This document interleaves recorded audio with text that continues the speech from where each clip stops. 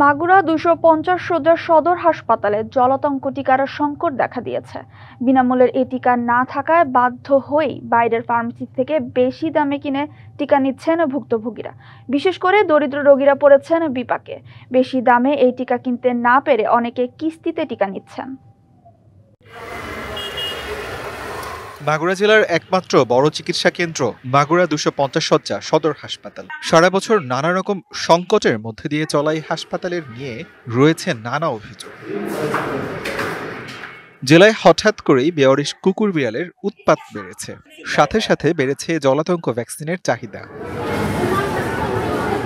প্রতিদিন ৮০ থেকে ৯০ জন জলাতঙ্ক টিকা নিতে হাসপাতালে আসেন, তবে টিকা না থাকায় বিপাকে পড়েছেন রোগীরা।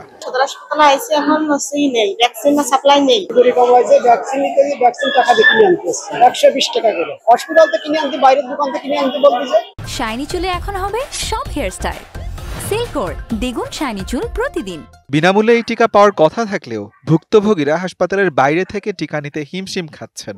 অনেকে টিকা নিচ্ছেন ভাগ করে। আমার কুকুরি কামড়াইছে, হসপিটালে ভ্যাকসিন নাই, আমার কিনে নিতে হচ্ছে।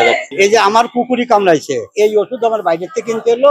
টিকার চাহিদা চেয়ে এরই মধ্যে সংশ্লিষ্টদের সাথে যোগাযোগ করার কথা জানান হাসপাতালের তত্ত্বাবধায়ক। মাঝে মাঝে একটু ভ্যাকসিনের স্বল্পতা হয়, সেক্ষেত্রে আমরা হসপিটাল সার্ভিস ম্যানেজমেন্টের সাথে যোগাযোগ করি। যখনই হসপিটাল সার্ভিস ম্যানেজমেন্ট যাওয়ার জন্য বলেন বা ওখানে ভ্যাকসিন অ্যাভেলেবেল হয়, তখন আমরা গিয়ে নিয়ে আসি।